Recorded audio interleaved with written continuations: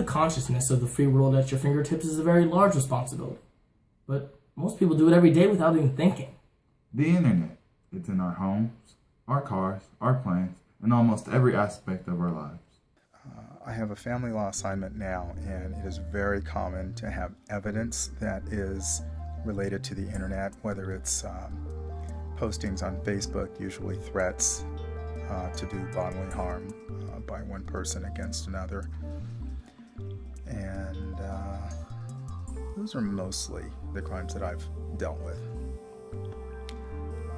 The crimes that are most prevalent on the internet are probably fraud or identity theft or some sort of scam where a person is trying to get money or information, usually account numbers, banking information, credit card numbers.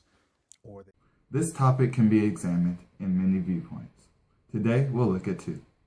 The internet from the law enforcement perspective and the internet from the legislative perspective.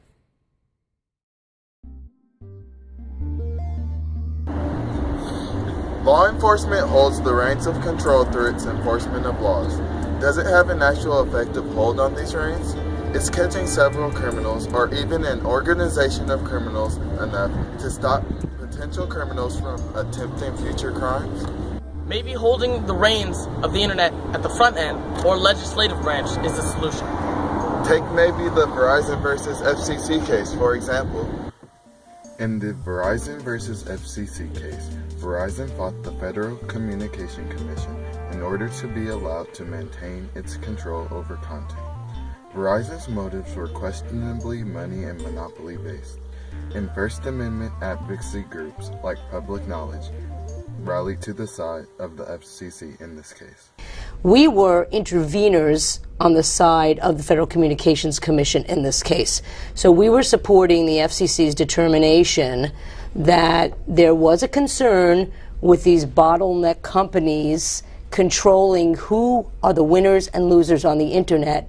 Verizon ultimately won that case, but the net neutrality debate brought the internet extremely close to being under government control. So, the FCC claimed that without their intervention, internet service providers would block access to their competitors' content. The FCC's solution was to use legislation and ensure that ISPs would allow continuous access to all legal content. The problem is, this nightmare scenario has never actually happened. What would you do if AT&T blocked your access to Google because they wanted you to use Yahoo? Probably cancel your plan and switch to a provider that gives you easy access to your favorite sites. And the ISPs know this, which is why they stay neutral by regulating themselves. And not to mention, government regulation means government control. And when does that stop?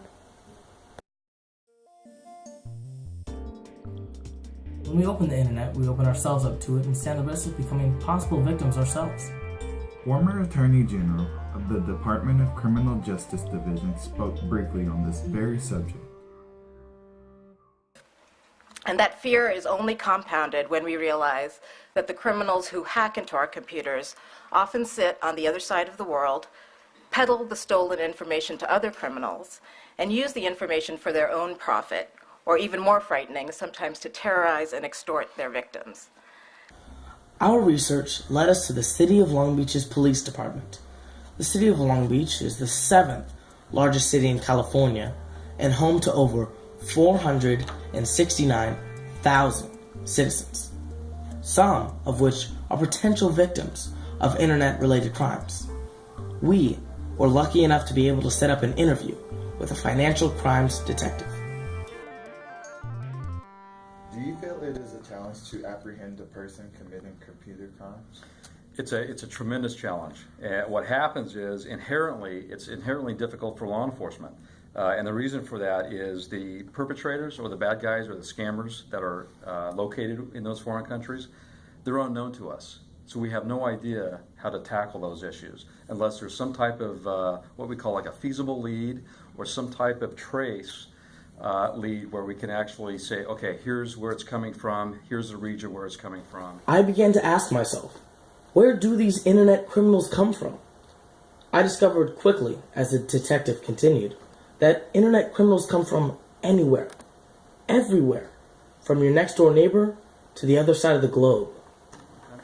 And what I mean by that, a lot of the fraud activity that's occurring, that's coming here and actually targeting United States citizens, Canadians, and others throughout the world are Nigeria, India, Canada, the Dominican Republic. The reign of the internet is clear. The internet is worldwide and evolving. Not only does it echo the ideas and consciousness of the world, It may be evolving to a level that surpasses our own humanity.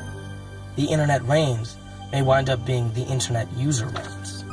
The internet itself is just a superhighway for information sharing. It's the user that chooses to break the rules, whatever they may be, That complicate the system, however it may be designed.